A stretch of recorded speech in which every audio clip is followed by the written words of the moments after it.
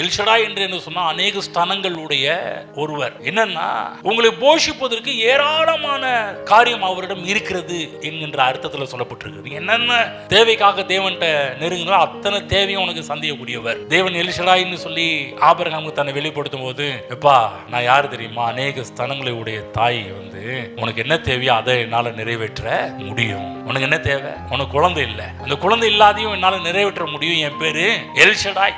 ஏதோ ஒரு குழந்தை மட்டும் இல்லப்பா, பேர் என்ன? என் பேர் என்ன தெரியுமா?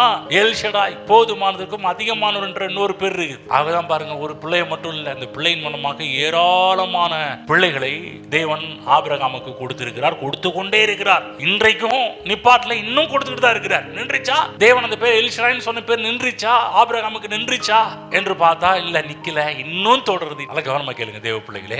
இன்றைக்கு எனக்கும் ஒரு பேர் இருக்குது. இந்த பேர்கள் எல்லாமே அர்த்தங்களை உடையதாக இருக்கின்றது.